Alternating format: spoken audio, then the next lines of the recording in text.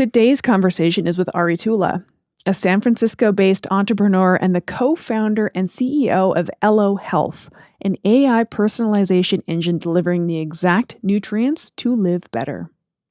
Ari has had a long journey in his career through tech and into health.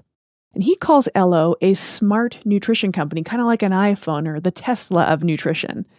Their unique supplement product, a multi-layered gummy nutraceutical, is personalized and precise, made for each individual customer based on biomarkers derived from blood test data, wearable data, and a health questionnaire. And this is our favorite way to use objective data, pairing it with the client's subjective experience of health and wellness. This is a really cool conversation that blends modern technology with the ancient wisdom of the human body. Please enjoy. Hi, I'm Erin Power. And I'm Laura Rupsis. We're certified health coaches, and this is Health Coach Radio. This podcast is about the art, science, and business of health coaching. We share our insider tips to help you become a better coach and entrepreneur. And we interview expert guests to discover how they've made it in this growing field. It's time for health coaches to make an impact. It's time for Health Coach Radio. All right, we have Ari Tulla in the house. How are you today, Ari? I'm great, thank you. So great to be here. We are excited to have you. We started jabbering before we hit record. We could always go down a rabbit hole, but we'll save that for the recording. But to start, we always like to have our guests just share your origin story. We'd like to hear it in your words, how you would define your journey to where you are now and why we asked you to come on.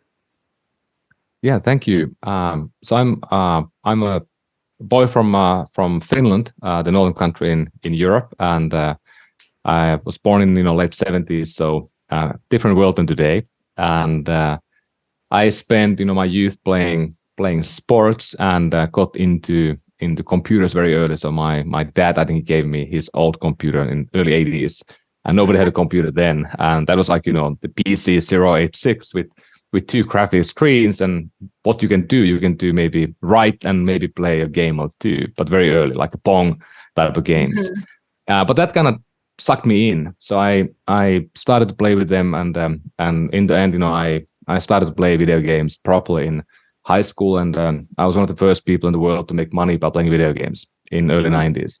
And wow. And that was really interesting world in a way that we were playing the first online games ever before the websites were invented, before email kind of came together.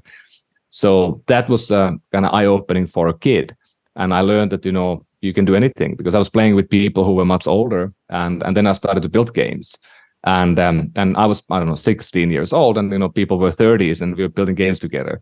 So it's really interesting to understand that you can do anything in life if you are just in the right place early and you have the excitement and interest into a topic. Mm-hmm. And then later I got to work in different businesses. So I was working in a first company building websites in late 90s. That was the early time of the Web 1.0. So we did websites for bigger companies and took them public first time online. And then I spent a stint at Nokia, the mobile phone company in Finland that invented kind of the smartphone before iPhone and Android, and a billion people had a Nokia device in their pocket in 2000s. And I was there to build games and a game unit, and then apps and app store and stuff like that. And that took me to California in mid 2000s. And I came here to build a new unit for them to build games and build apps and work with a lot of the companies in the Valley at the time, like Facebook and WhatsApp and others, who were building first apps on mobile before iPhone and Android. Mm-hmm. So that's kind of like a really deep tech background. But then in 2010, I decided that I'm going to go all in healthcare, and the reason is that my wife had a thyroid tumor 23 years ago, 2000, and that led into surgery and removal of part of the thyroid. And really difficult, complex things around autoimmune hormonal imbalances. And we spent about a decade of trying to sort that out, because we had a verdict that we can never get pregnant. And that's a tough thing to know when you find your love of your life and you are building a house together. Yeah. So that was really the learning for me, that there's something more than the tech. And of course I've been an athlete all my life, so I've been thinking a lot about performance. But then I had to think about these like more fundamental things like, mortality and your legacy in a way, that are you going to have a family or not? But it took us a decade, and we found that, nutrition and food was in a way the unlock for us. So we went into autoimmune type of diet, very low on carbs, no meat, no wheat type of diet, and that did help. And then we finally were able to get pregnant after IVF rounds in the US, spending a lot of money in the topic.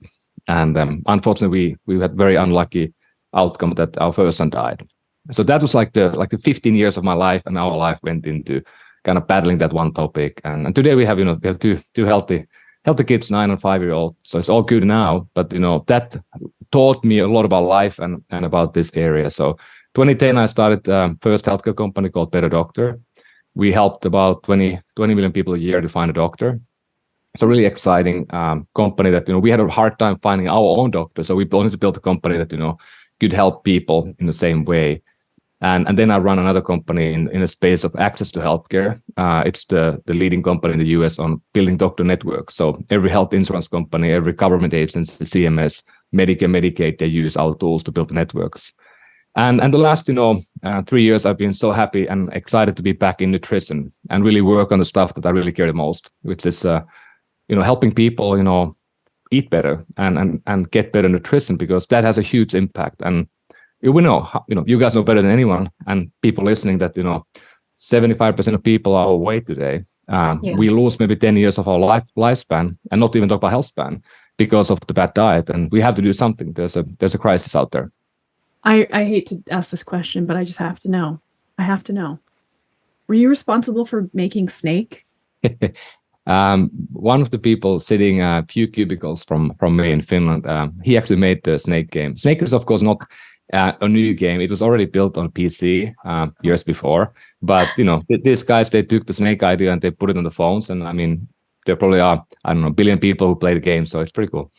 Best game. I love it. You named it. Now I'm thinking about Snake. Okay. Later on, actually, I was one of the first people, I think, ever to see Angry Birds before. It was a developer who was working with us closely, and they sold me the game before it's like very early build. And I think I was one of the first people to see it outside of the company. And I was like, nah, it's pretty okay. We don't need that. And now, little did I know that, it became one of the biggest games ever in history. Oh my gosh. Very cool. Okay. So here we are. You have this interesting background, athletic performance, you have tech.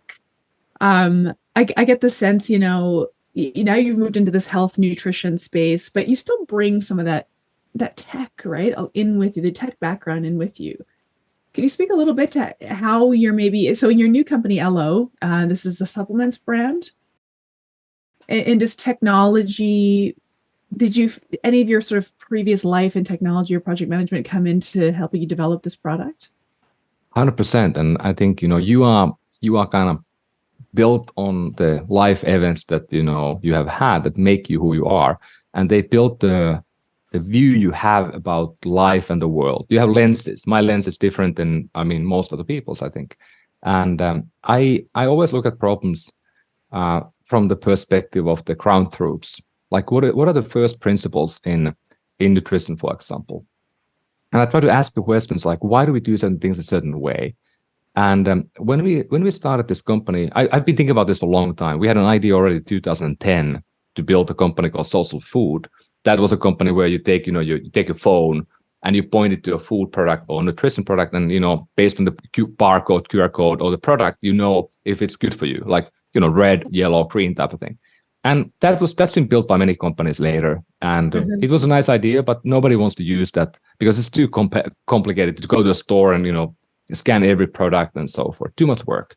So it didn't really work. And there are millions of users who use it all the time, but those are more people who have like a very complicated allergies and stuff like that, or very complicated diet that they need to do that. But over time, it's like meal tracking. Nobody will track every meal. It's just too much work and too difficult to do. We need to find a better way for that. We all use those tools, but you can't use them more than a week or 2 or 3. Then you stop because of the work. And so for me, it was always about what could we do today. And I realized myself, looking at my own life, that world is really different today than it was a decade ago when I was thinking about first time. So now there are a few things that make something like Elo possible. So what Elo is really, not a supplement company at all, but we are a smart nutrition company. So our focus is to make nutrition smart, like your Apple Watch or your Tesla or your phone or your home today. Your home knows, that you're not home, so it will lower the temperature, you save money. Your car knows who you are when you walk in. It will move the mirrors and the seat and music, what you like. It will also charge the car only at nighttime when the electricity is cheaper. So that is smartness. So we were like, what if we could build nutrition in the same way? And in our books, it means that all the products we build are personalized to you, not just, personalized out of 5 options, but made for you. Every product we do at Elo will be made for you, only for you, based on your data, based on your needs, based on your goals. They are also precise. There's this idea of precision nutrition or precision medicine. That means that we give a right dose to the right person at the right time. That's what we try to do. We try to incorporate all the science. None of us have time to read all the science coming out, thousands of pages of stuff. We do that. That's our job for you. So it's all precise, grounded in real science. And lastly, I think the most new thing we do is the proactiveness. So the smart nutrition we built is proactive. What it means, it gets better over time. Like, for example, your supplement profile or your smart gummy we create, or your smart protein, or the smart meals coming soon, they will be getting better over time the more you use them, based on the information about your body. Also, if you don't like the taste or flavor, you can modify it and change it for next time. You have too much intensity in your sweetness, we can lower it. All these things. So that is the smart nutrition idea. And now what we've been doing, we've been building products on that premise. The first product we had was we took an idea of supplements. 120 million people take supplements today in pill form, and none of them know if they're the right ones. So we built a system where we take a blood test, we go through a health questionnaire, and we connect to your Apple Watch or your Oura Ring or your weight scale at home, and then we build you the right product based on the latest science and send it to your home. And every month we reformulate based on where you are, what you do. So that was kind of interesting a couple of years ago. And now we added protein, that is protein, carbs, electrolytes into one product. And we optimize that based on health questionnaire, blood work if you want to do one, or your activities. So we know if you track your activities, like your steps, sleep, recovery, exercise, what you need. And every month we automatically reformulate that based on what you have done. So if I do a lot of cycling this month and less cycling next month, it's more rainy, it will modify automatically my formula. And the last thing we did that is really, I think, super cool in my opinion is we launched this 3D printed gummy vitamin. So we took 7 pills and put it into one gummy. And we have 300 million combinations today in this. Everything is 3D printed for you and sent to your home. And you can pick your own flavor. You can, of course, pick layers if you want to have probiotics, ashwagandha, vitamin D. You need that. You can select it. And the rest we're going to select for you based on your health. And if you want, you can get Elo, blood test kit, and you can do a blood test, and we can personalize even further for you. So it's kind of like really building this framework where we can give you the right stuff at the right time and make it smart. Before we hit record and we were talking a little more about Elo and this company, you indicated that you use health coaching and AI together for this because, so first of all, totally geeking out on all the technology and the AI that's being used and everything that's in here. And that's awesome. And I think it appeals to a specific kind of person. Quite a few people, certainly more so now than I think even 5 years ago, more people really embracing the role of technology and how to do all that. But one of the things I'm finding with a company that I coach for, we are using technology as well. And we're finding that if people are not engaging with the health coach, their experience is dramatically different.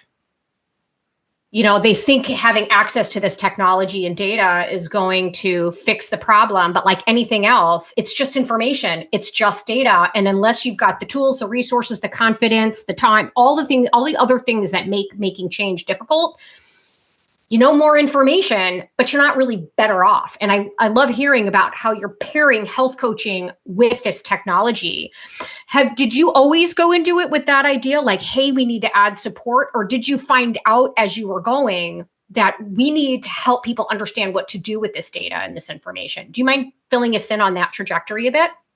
Yeah, I think it's a really good point, because I kind of talked about the founding principles we had, and I think one thing I just didn't know enough. I never had really had a dietitian or health coach work with me. I had a coach like on many things. I had a sleep coach. I had a rock climbing coach. I had my strength coach, and I believed on those greatly. And I had a CEO coach. I have my own mentor, and a lot of things I use myself. But it was a surprise to me when we decided 2 years ago, 3 years ago to create the team of dietitians, and we made it in a way that when you got the blood results, we had a session with every person for half an hour to go through that data, because most people don't know. We test things like homocysteine. People don't necessarily know what it does, what it means, and having that person to translate that information and also translate the right plan for the supplements, for example. People might not know, that they are getting, I don't know, ashwagandha or L-theanine, or they get, something. People don't know what they mean. But having that dialogue was really valuable for the credibility. And also, I think, for the behavioral change. We all know that, personal trainers work because, if they are waiting for you at the gym, you have to go there. So it's always, when you go to the gym, you're going to be better off already than not going. So that's the kind of the idea. And in a way, like, we realized that the coach was of course, the kind of the person who will keep you honest to yourself, because you guys know this better than anyone. But, just to iterate, I mean, big learning for me is that we can help people. It's very easy, but we can't help people who have no motivation. Right. If you don't have the motivation, there's not much we can do about that. If somebody, you can't push somebody to try to be healthy. There has to be a motivation. There has to be a moment that the person believes in it. So yes, we can help everybody, but if you are not motivated, if you're not really for it, then we can't help you. And that's the problem. I think that you have to accept. Many people are very difficult to help if they don't want to be helped. That's the problem I think we have in the world today. And we know there's millions of people who are just too busy living their life today, and they are they work 2 jobs. They're busy. They maybe are hopeless in a way, and those people are the ones who need to help the most. But it's hard to help them now because there's not enough help to add that one layer into their life. So that's another story we can talk about. But going back to the topic, I think I was surprised how impactful it was, and I was really happy when I started to have my own coach. We work with my coach is somebody who used to work in a university athletic program, and dietitian for thousands of athletes. Some of them went to NBA, NFL, where they went, and top athletes. And I learned a lot myself. And now I think the challenge we have, and of course challenge I think you guys have, and you talk about this. How do we multiply that to people, and how do we deliver that to people at the price point that will be available for more people? I mean, that is the big question I have, because we have had thousands of people who use the Elo platform, and they took the blood test and they connect with the coach. Most of them, almost none of them, had ever had an experience of paying money to a dietitian or health coach. They didn't know what the price point is. Is it $10? And we asked people. Some people say $5. Like, I'm like, come on, you pay $5 for somebody, guiding you, even virtually? That doesn't make any sense. And some people say $200 because they know the value, but that's very few people. So our challenge was that, we have a service where we give you supplement products and nutrition products. We all know that they cost money. We all pay money for them. Right. We also do biomarker blood testing. Most people, they do testing at the doctor's office, private doctor, and they don't pay anything. It's a $10 copay. People don't know it costs $250 to do the test we do at the Quest Labs. We do it for around $90, $100. Great price, but people are, oh my God, that's expensive. I can't pay $100 because it costs money. But then the coaching was like the most big unknown. So we bundled all that together for the early product and had $99 price point. You get coaching, you get the testing, and you get the supplements. and it felt people very high.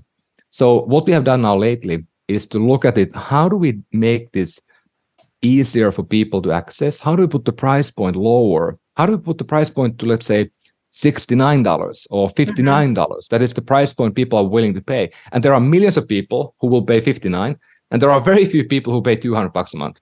I mean, it's like thousands of people to millions of people. And if you go to $49, there are maybe 100 million people today who are willing. If you get the personalized product with the better customization and some coaching aspect.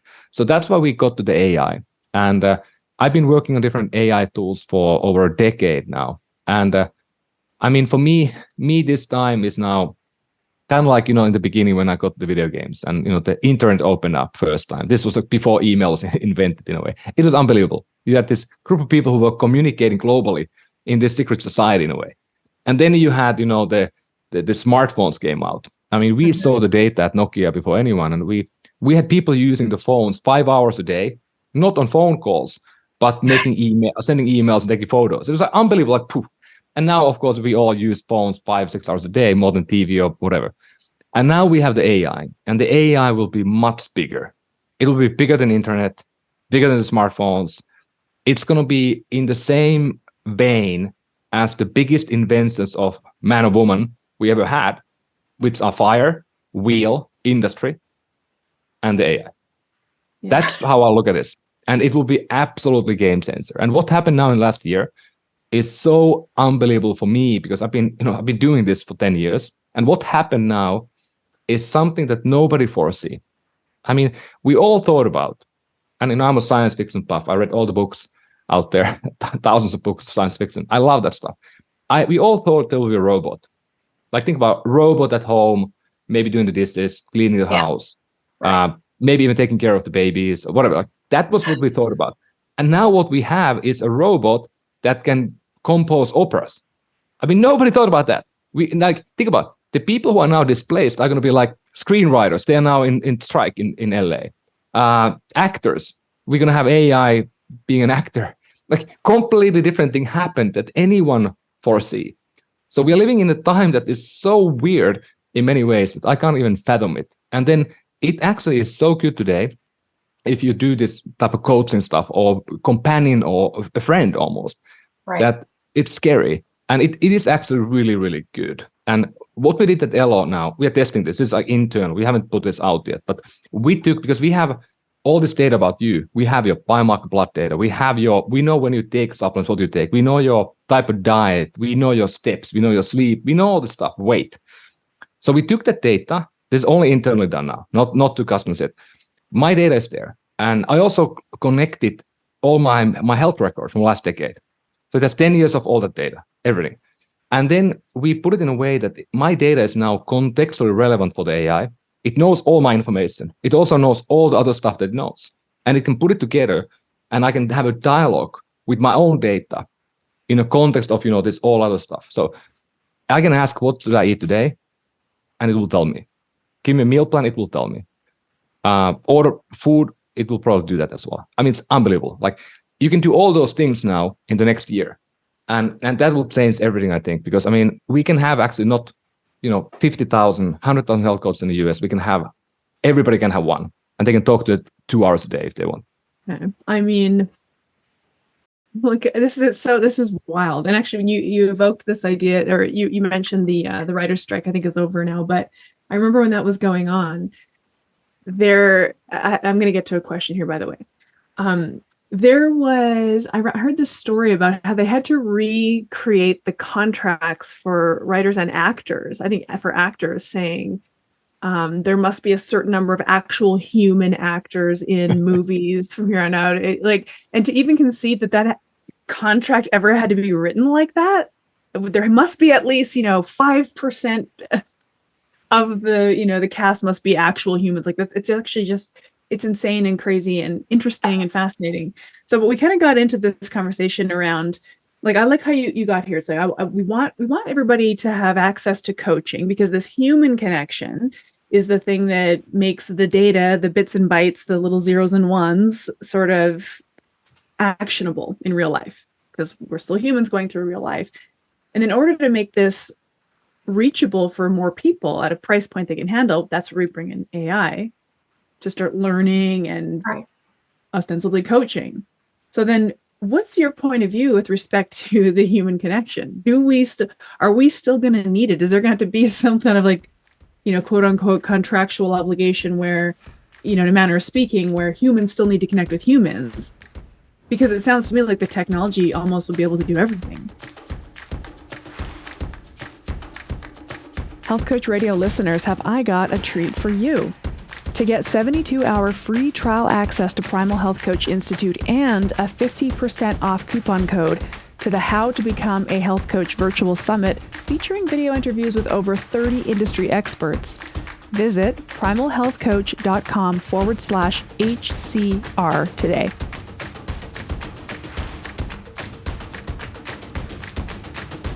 I think there's a point that, many people are different.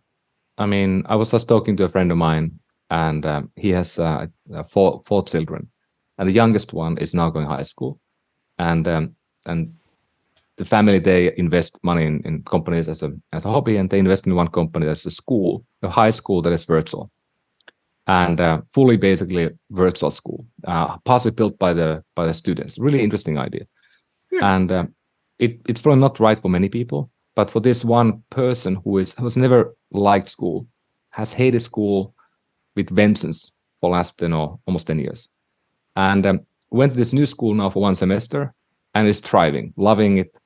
And this is a person who doesn't really necessarily like the fact that you are in a room with 20 people that you don't really know. Mm-hmm. So we are different. So some people will need the human touch. Some people will need the more emotional support. But I think most people don't necessarily need it in this context, because you guys know this. It's more going to be virtual anyway, over Zoom, face is in a small screen, or it will be more messaging based. And that I think the chatbots can do quite well, and they can do it in real time basis. Because what my biggest kind of point for my team when we're building these things is that how valuable is eliminating latency and having somebody there for you when you need it. Like we have, how many suicide hotlines we have. Okay, you call there, and if a tone says that you need to wait 5 minutes to talk to somebody, and then you kill yourself. It would be great to talk to somebody before you kill yourself. I mean, that's my point, that the 1 minute latency is way too long. If the chat, WhatsApp, or whatever TikTok you use, if there's like a nanosecond latency, you're gonna drop the thing and use something else.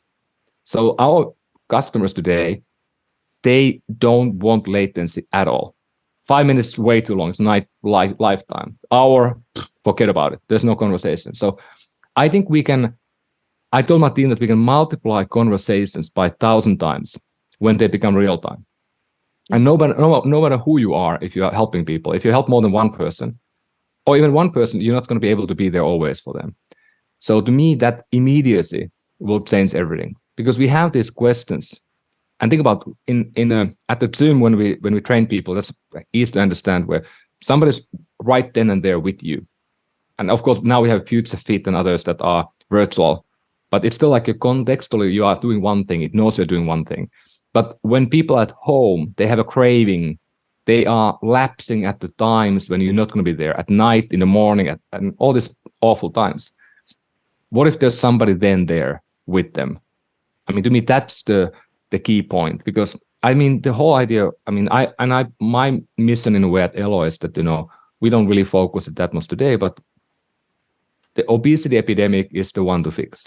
If we can lower the BMI, lower the weight of the nation, we can save a lot of people, because that is a positive feedback loop. And we know if you lower the weight to a certain level, you will heal also the other things. You're going to heal the type 2 diabetes. You're going to heal heart disease partially. And at least, give people like 10 more years. So if that's the goal, yes, we're going to have now these weight loss trucks, GLP-1s are going ramp up. We're going to have 50 million people using them in a few years. Is it a good or bad thing? Time will tell. I think there will be 1.0, 2.0, 3.0, 4.0. They're going to get really good. I think we're going to have everybody using them almost, and it will help. But what else we need to do? So, I mean, that's kind of the thinking I'm trying to kind of figure it out. And I don't know. I don't have the answer, but I'm trying to think about it. I have to admit, this whole conversation really, for me, is very uncomfortable. Coming from the perspective and the space of coaching and humanness and connection and purpose and all of this other stuff. And look, I'm open-minded about this in terms of artificial intelligence, and I've seen it do some amazing things, but I've also seen it spit out something where I'm like, that's not what I was going for. But I know it's still kind of rudimentary, but I'm really, really struggling with. And look, maybe this is just because we are finally coming out of the pandemic, where so many of us were stuck with virtual, and this enormous rise in mental illness and this enormous rise of isolation and people focusing on substances. And here's the other thing. I personally believe the obesity epidemic, the chronic illness epidemic, all of the things that we've seen skyrocket over the last few decades it's all 100% been because of the environment that we're in. And that's a physical environment that at the end of the day, the end human needs to adjust for. And I see a role for AI to kind of aid that personal experience in terms of trying to maybe remove some of the emotion out of the decision making.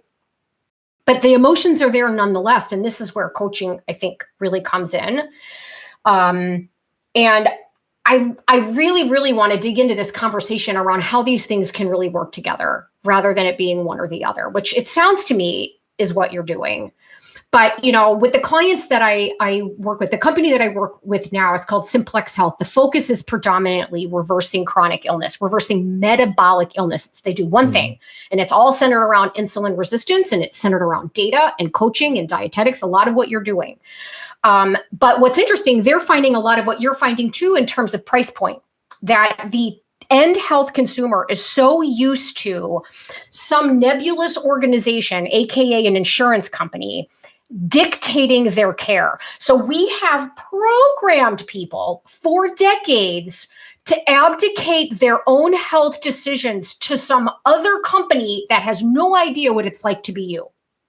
No idea what you're dealing with day to day, right? So we've got these large public health organizations, if you want to call them that, which are really profit centers that are leveraging health for profit. And at the end of the day, we've all just gotten fatter and sicker, and they're using data and they're using numbers, but not a whole lot of intelligence, in my opinion.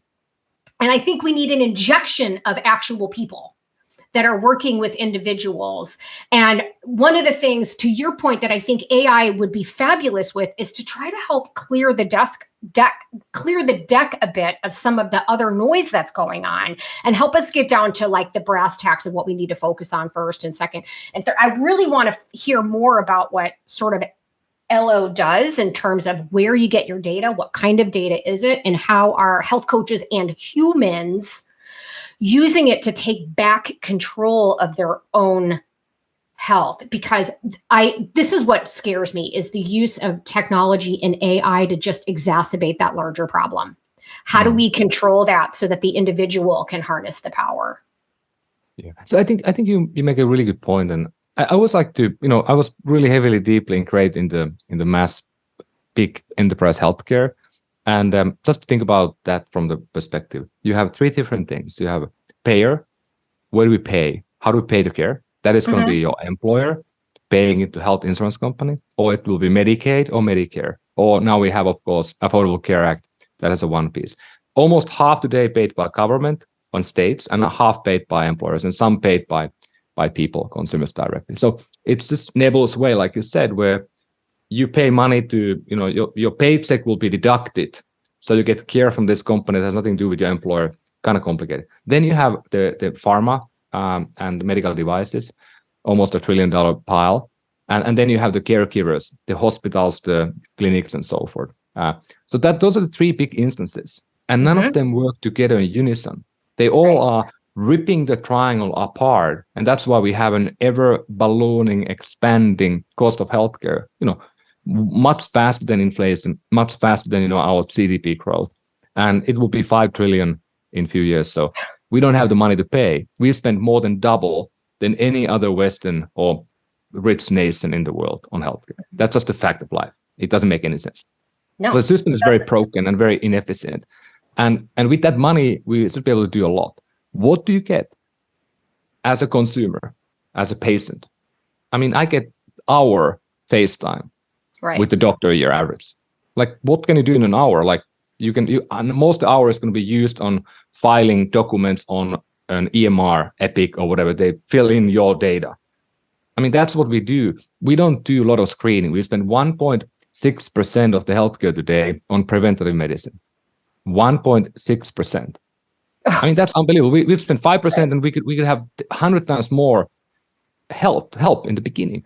So at Elo, I mean, we sort of focus on that beginning, like what can we do before people are getting sick? Like, could we, because if we can help people not getting that sick, then we're going to save huge amount of money at the end of the equation. And now people are just, I mean, one problem that, we focused on at Elo is why we do blood testing is that now when you do a test, let's take A1C, we all know that well. Metabolic syndrome is one of the key markers. So 5.8 is the kind of the, you tilt into the wrong side. What if you have 5.5, 5.6, 5.7 the last 5 years, and you're clearly sliding the wrong way? The doctor's like giving you high fives and, we have 5.7, great work. And the next year 5.8, then you're medicated. And you're going to cost a lot for the system. So maybe the yellow band, there should be like a buffer. We have no buffer at all. So we are like always, like my case, I have 5.5, 5.6, 5.4. I had a 5.8 value at Kaiser a few years ago, and I'm pre-diabetic in my health record because of one error I was reading on I had done 100 blood tests that are under that, and one was off. So that to me is the silly thing that now my doctor has to talk to me about, well, I've been using glucose monitor for the last 5 years. My blood sugar never goes over 100. Yeah. And I eat like low carb diet for the last 15 years. And I'm probably one of the most healthy people. I have no CRP measurement because I have no inflammation. So it's like funny that my doctor, and he knows that, but still, I have to talk about this diabetes because you have a marker here. So why don't we build this yellow area, a warning light to people that, hey, let's take the flag out and say, now we could do something. And we can, I mean, you guys know, everybody listening here, we can help people at that stage 100% of times. Not difficult to do, but when people are, BMI 35, they have every biomarker is whacked up. They can't put their shoelaces or shoes on. They have to use slip-ons. That is the moment when we really have a hard time doing it. We have to go extreme measures. We have to go then to Ozempic and, bariatric surgeries. And that's already too late. That already costs us as a society, hundreds of thousands of dollars to get those people back on track. And most of them never will get there. So that's the worry I have. Like, how do we focus on the beginning and what can we do at Elo? And like I said, one warning light is the test on blood. Other one, of course, can be, other biomarkers that we can track. And think about one of my co-founders, he was, involved at Apple for a long time. He was an Apple design team building the products like, MacBooks and earbuds and whatever, and Apple Watch. So he looked at this in a way that, they built a device that is now in 100 million wrists today in the world. And this Apple Watch, the rings, have probably lowered people's weight more than almost anything ever done by humans. Huge impact, by the way. And there will be maybe 1 billion people with the Apple Watch in 10 years from now. And it will do blood glucose, it will do blood pressure. And once we get the blood glucose into the wrist, I mean, to me, that will be a game changer because then metabolic health being a focus, for example, when people go in the wrong way. And if it's just red all the time, you won't eat the pizza. So good luck being a pizzeria. Good luck being, selling tamales or oatmeal in 5 years. Nobody will buy that anymore. Yeah. Because they all spike glucose like crazy.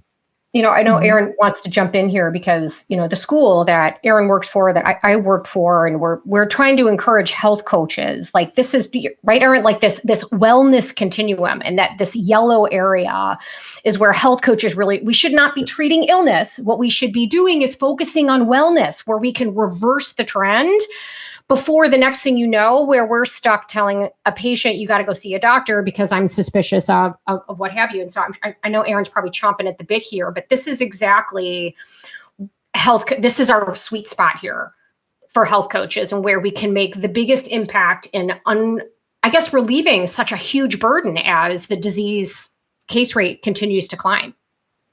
Right, Erin? Yeah, I was thinking about this. I love this. I love this idea of, let's grab things while they're subclinical, in that yellow zone. It's such a massive narrative shift. This is where I get excited, but also like the whole wellness narrative, and I'm referring to sort of the wellness consumer. I mean, the system's not set up for this, right? And here's an example. I go to the physiotherapist, the physical therapist, when I hurt myself, when I do something stupid in the gym and tweak something. Yeah. And then I'm like, oh, I tweaked this thing. Can you help me fix it? And they help me fix it. And I say, okay, I never want to tweak that again. So can I come to you once a week and you perform a movement analysis on me so that I can move better so I don't do that again? And they're like, no, we'll just wait till you hurt yourself again and come back. Like, even the physiotherapists don't know how to get me into preventative mode because nobody asks that. Nobody asks it. It's like on nobody's radar except maybe us, right? Like, I mean, I literally was pre-diabetic. And so that's the thing that, I think I was. Maybe it was a faulty blood test now that I think about it, but I'm pretty sure symptomatically. But like when you have been, I just think there's, like for us, because we're sort of these woke wellness nerds, we're pretty keyed to the subclinical thing. But I don't know that the health consumer is. They're really, really indoctrinated into the I feel sick. I wait till I'm sick, then I go to the doctor. And I'm just editorializing here. But I will say, I literally had a discovery call with a client this morning who surprised me because she is a prospective client who's going to work with me in a coaching relationship. And I want to kind of circle back to this coaching relationship thing. But she wants to work together because she's healthy. She's like, I'm in great health and I'd like to remain that way. And I was like, oh, what? Oh my God. Like this tiny little tide is shifting, right? But I still think, I'm in Canada, so it's a little bit different, but not that much different, to be honest with you. We have we have free healthcare, so anybody can get sick anytime they want, and to just march into the urgent care, and it's all free. And so it's a little weird up here, but I don't know. What do you see? Who are your customers? I guess are they the woke end of the spectrum? How do you see this getting into the mainstream, where the really sick people or the subclinical people are? Our customers are now mainly people with because the prices are for these gummies, for example, to get them $59 a month. Not a huge amount of money, but still more than most people are willing to pay for preventive care.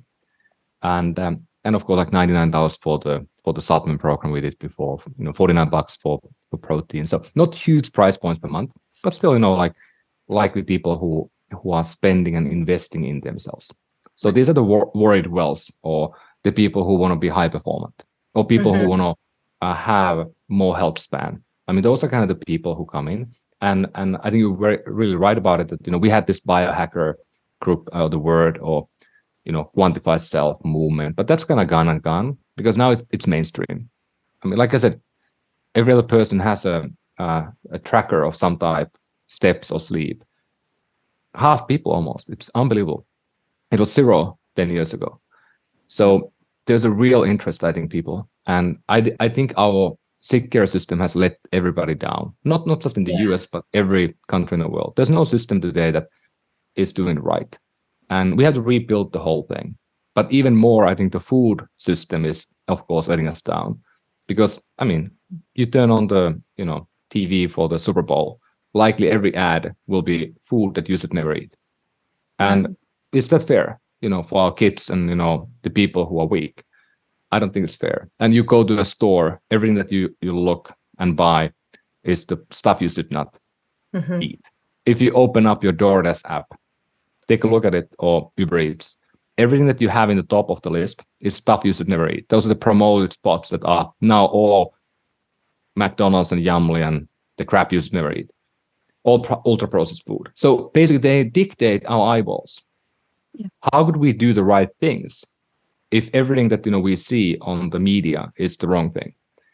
That is a big problem. I mean, in the US, we don't really have a real legislation, for example, on advertising in the kids' TV. In Europe, good luck, or Canada, good luck, having, the bad stuff advertised for the kids, the candy. You can't do this. It's illegal. In the US, don't care about it. So, and also the school lunches here in the US, we gave the keys to the Yumly and the McDonald's to, feed our kids. Pretty clever, right? We haven't even seen the beginning of the obesity epidemic, because the kids now who are coming up into the millennials, they're the ones who actually have eaten this crap for all their life, and they're addicted from like 4 years up. Yeah. So it'll be way worse. And I always say that, the 65-year-old today is a lucky one, because they came to AIDS before this mess started. Anyone under 50 is in dire trouble. The 65-year-olds are now healthier than the 40-year-olds. Yeah. Because it's just indoctrinated for this type of diet. But I think, on the health coaching side, I think it's a really good question that, Laurie had, because the problem with health and healthcare and all this stuff is that every decision today we make in healthcare or in coaching, it's based on information, right? There has to be data. 60 to 70% of all the activities we get in a medical clinic are based on a blood test, by the way. And we test a very narrow band of blood, by the way. And we only test people when they're sick, never when they're good. We never get tested when you are healthy. You only go to the healthcare system when you're sick. So it's a sick care system. But the point is that us humans are really, really bad at looking at data and understanding data. If it goes beyond 50 different things, we can't fathom it. We don't have a brain for it. So that's why we have to have a companion, like a system, an AI or something that can help us. Because, you walk to a doctor, my data file today, if I open the Elo backend, we use the Apple Health to be the gateway. So like I said, I have all my clinical data.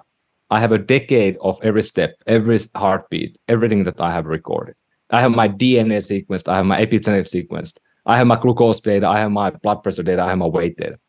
You keep that file. By the way, that's about 4.5 gigabytes today of raw data numbers. You give it to the doctor, or I give it to you. There's nothing you can do about it. Nothing. But we have a system now that can actually look at it in real time. And every question I ask from it, it will look at all of the data in the context of all the data out there. It will be 100 times better than any person can ever be. I'm not saying it's fallible. It's still very, very early. And we haven't opened this up to people outside the Elo team because it's not yet safe. But what I see is unbelievable. I mean, it is way better than anyone could fathom. Yeah. If you think about, I forget where I heard this, but I was watching TV, and that movie Wall Street was on with Michael Douglas, where he's on the beach with a phone the size of a shoe, a cell phone the size of a shoe. And he was like the only guy on the planet that had one of these things, because he's a bazillionaire right now. Literally, homeless people have a cell phone. Okay. But that was the 80s. That's like 40 some odd years later is how long it takes for all of this to trickle down to just about anybody. But it's probably not literally that long, maybe about 30 years. But we see this in the healthcare system too. It takes about a generation for standards of care to change. It takes about a generation for things to become generally accepted in terms of just what's acceptable and what have you. And in the beginning, everything seems like heresy. What do you mean you need me to pay out of pocket? This comes up, especially a lot of health coaches in Canada, actually, Erin. I would get these questions a lot about who's going to pay me because healthcare in Canada is free. And I'm like, who's going to pay you is the people that have been chronically let down year over year, letting somebody else pay for their care. At some point, people are either pushed into change because something happened and they had no choice. Something in their environment changed that led them and something needed to happen. Or they were pulled into change where they got a glimpse behind the curtain somewhere. And this is where I heard you say early on, if you're not online, you're going to miss the boat here somehow.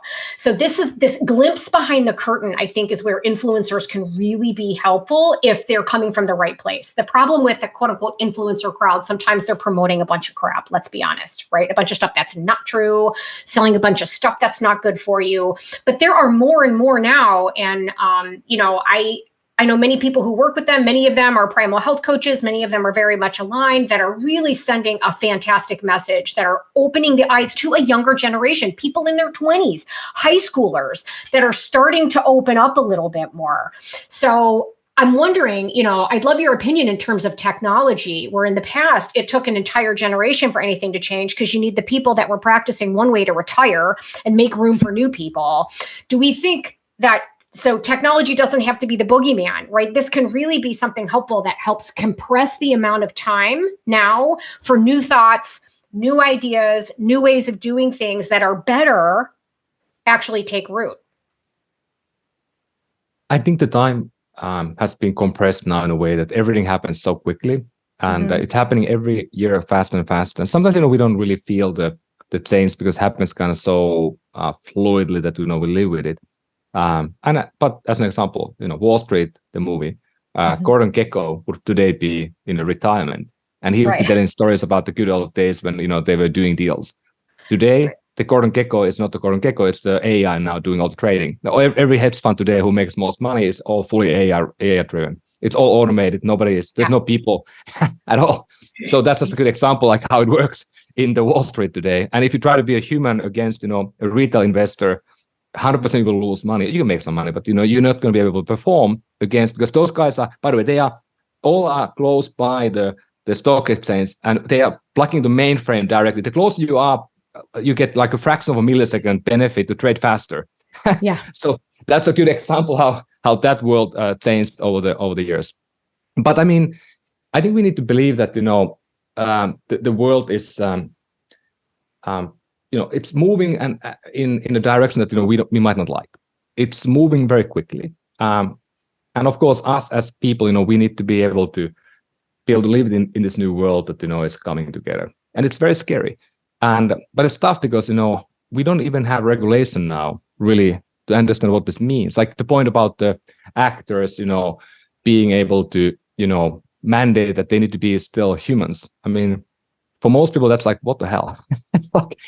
And that's a good example because they make a lot of money, and I think they have foresight to do this in a controversial way. But what about normal people? Like I said, the AI is maybe replacing the poets, the composers, the CEOs like me first.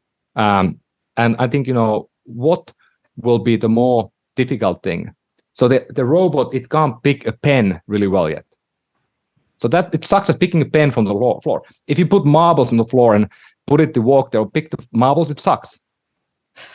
That's more difficult for the AI to do, pick the marbles that, my 5-year-old can do great than, composing an opera. So that to me is interesting. Like, it's very surprising what's going on today. But the speed of change is breathtaking now. And I think the why I talk about this AI, it's a unique technology in a way that it basically enables everybody to use it because you can talk to it. The UI is not a new system of new operating system. It's voice and typing. And it can do every language, by the way. It can do Swahili. It can do Finnish already. So the barrier went to zero if I can talk to it, and it can talk back to me in the voice of George Clooney, for example. First of all, that should be illegal that the AI can trade on the stock market. I feel like somebody forgot to close that loophole. I love technology. Actually, I love technology. I'm very excited by it generally. I think, I started my practice online, 10 years ago. I immediately went online. I started my private practice. I think what I'm excited about, because I think we can either be really scared and freaked out by it, or we can potentially have an optimistic view and say, well, how maybe could this be used to help humans, right? So, you touched on earlier, pretty soon the Apple Watch is going to be giving us real time, blood glucose, blood ketone, who knows? And the thing is, if people start wearing it when they're healthy, or if we're just all wearing them all the time, we're just all wearing them all the time, because that's what we do as a culture. It's tracking us when we're young and healthy. It's tracking us as things start to change, maybe giving us little alerts like, hey, this is a little different off of baseline. I think there's really magic in that, to be honest with you. I think that's pretty cool. I even think what you touched on a while ago with respect to the coaching relationship, and where I can see this really being beneficial where my wheels are turning. For example, I have a client right now who's in South Africa. So she'll send me an email because she's struggling with something, but I don't get to that email until she's lived her whole day. Yeah. And wake up in the morning, it's like, oh, she was struggling, 12 hours ago when I was slumbering. This latency, the immediacy, the ability to help people in the moment, I can absolutely see the value. People still have to go and, pick up the marbles in their real life, right? They have to go and do these human things. And I think if we can figure out ways, which you have done, which your organization has done, make it accessible from a financial perspective, you leverage the technology that's coming in anyway, it's not stopping. Right. I do think I can see the opportunity here for broad human wellness. I really can. I get excited about this kind of stuff and scared at the same time. Excited and scared because but I think it's really fascinating stuff to consider. Optimistically, imagine generationally, kind of your point, Laura, people don't wait till they get sick and go to the doctor. They're in real time tracking all of their health metrics while they're healthy and watching little changes happen and fixing them before they get to that point. I think it's pretty cool. Yeah. And I believe we'll still need humans. I don't think humans are going away. But And I think the whole point here is that the code of health is not very complicated.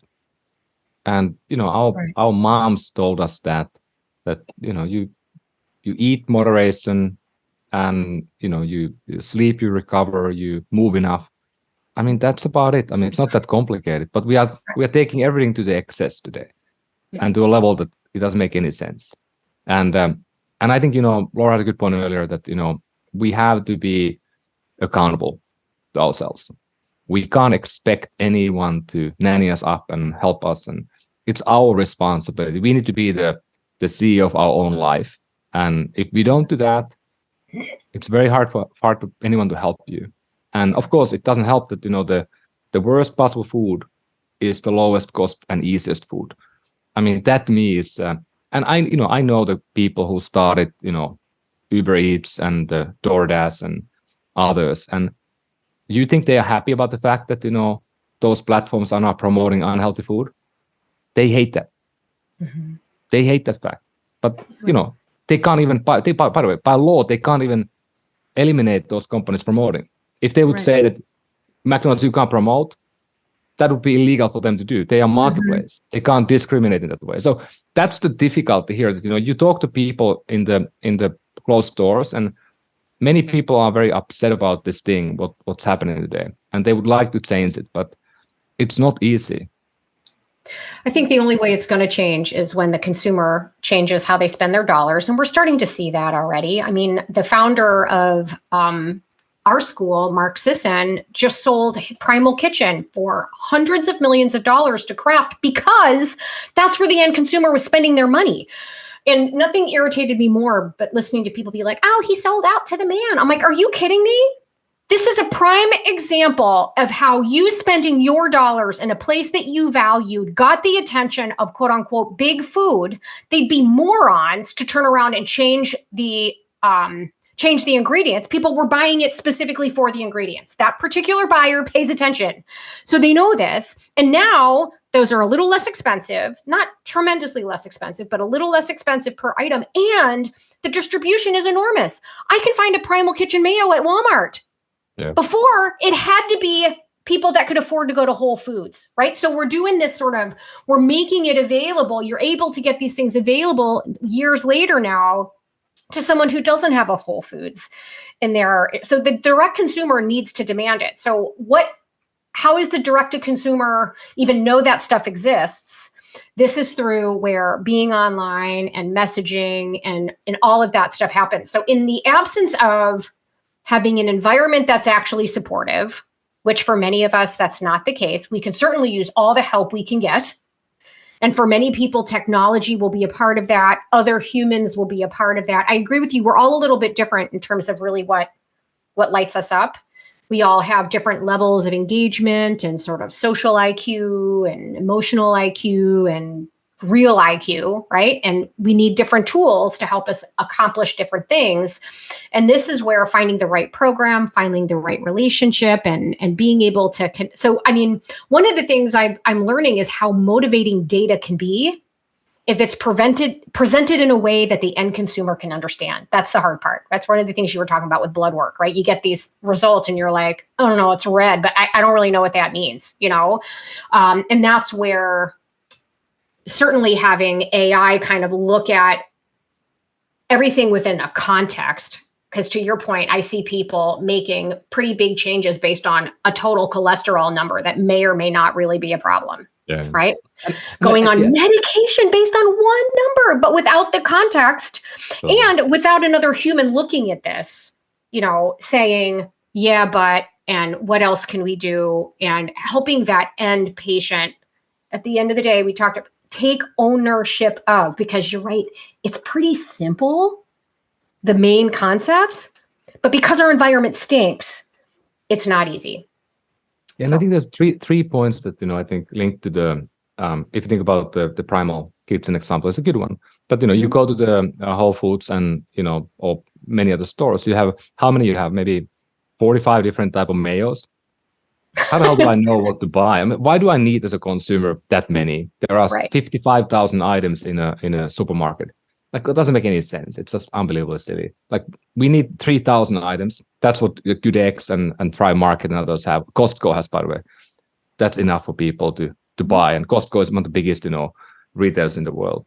So the distribution is very key. Like, can you find things that in your vicinity, like, people live in a food desert, you don't have access to any type of greens beyond, like the apples that are the apples that you put on a shelf for 2 years that you don't eat them even, not even made for eating. That those are the apples you see, not very good. And then the other point is, of course, price. Price has a big impact on people behavior, and where do we spend our dollars has a big impact. But we tend to spend the dollars on stuff that is not very expensive. And then lastly, I think what is really important also is the convenience factor. And I focus on that a lot because, we are D2C today, and we likely will go more in retail at some point, but we are customized products. It's very difficult to be in retail because we made the product to order. But, for me, this gummy was a good example of, like, everybody told me that, I take pills. I don't like taking pills. It's complicated. I don't want to swallow them. Could we put them in something different? And we did that, and people are loving it. I mean, because it's the same dose, same efficacious amount, but you have it in a better format. And that's why, everybody we know is buying Tesla because it's a better car. It's not a better electric car. I buy it. It's better than a normal car I had before. And I don't need to worry about filling the gas tank ever again, or feeding the wars and, the things in the world, or destroying the environment. At least, the power electricity today is more efficient, and I burn less, carbon. So that's a great product example. It's a better product. And now it's even getting cheaper than other cars. So that's, I think, like, how can we build, how do we make the good health easier? Yeah, right. Not harder. And if we can make that, it will happen automatically. So I'm optimistic in a sense that, there's a lot of will on the people side. People are ahead of the system today. And why, Kraft or Unilever or people like that buy these new companies is that they know that people want to purchase those products, not just the people in the Whole Foods, but everybody. So, and I think the huge impact that we have had now to people via, TikTok and Instagram and other platforms, because the nutrition, the health content is one of the most popular contents. If you go Google, I think health content is like number 2 of all the content today in Google that people search. And food is very, very high there as well. So people have a lot of interest.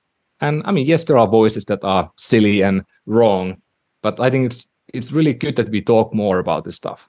And everybody should have a voice. Like, just go out and talk, and if you can convert one person to a better life, I mean, I think that's worth it. Completely. I share your optimism. I do think that the people have the will, and to your point, if we can make it easier, anything we can do to make it easier, more accessible, improve latency, to your point earlier, and going back to sort of the Primal Kitchen example, that was Mark's big talking point when Kraft bought him out, and some of his followers said, "Oh, what a sellout." He said, No. One of the biggest processed food manufacturers in the world bought this clean product. You know what that means? This whole tide is shifting. Consumers at regular grocery stores want to see this on the shelves. Like, I share your optimism, and I'm also very excited about the gummy because I hate pills. What a terrible paradigm. I'm excited about I'm excited about the personalization. I think it's amazing. It's incredible using the technology, leveraging what you are an expert in to help it, nurture wellness. And I think that this is an exciting time, an interesting time. It was a really interesting conversation. I want to know where to get those gummies. I know other people want to know where to get the gummies. So let's start directing them to where they can find more about you and Elo. Yeah, anyone can go to elo.health, not elo.com, but elo.health, and you can purchase the gummies and protein and testing. And like I said, $59 a month for the gummies, $49 for the protein. So we try to keep the price to be decently affordable. Would love to get it lower, but at least it's in the ballpark. And if you get 7-layer gummy, it has 7 pills in one gummy. So if you take vitamin B, let's say vitamin D, maybe you take some herbs or you take omega-3, you can get it in one gummy, and then you can just purchase and go, and you like to actually save money. Yeah. So did you say it was elo.health or Elo Health? Elo.health. Elo.health. Awesome. Boy, this was so good. There were so many directions we had intended to go, and we kind of got stuck in this one. But I think it was a really good conversation that I'm hoping health coaches and health practitioners that are kind of in our wheelhouse and get it are super inspired and excited about this and kind of what's to come and the possibilities. So I love that you're embracing this and using your tech skills to help make this easier. Really great. So thank you so much. Hey, thank you both. This podcast was brought to you by Primal Health Coach Institute. To learn more about how to become a successful health coach, get in touch with us by visiting primalhealthcoach.com/call. Or if you're already a successful health coach, practitioner, influencer, or thought leader with a thriving business and an interesting story, we'd love to hear from you. Connect with us at hello@primalhealthcoach.com and let us know why we need to interview you for Health Coach Radio. Thanks for listening.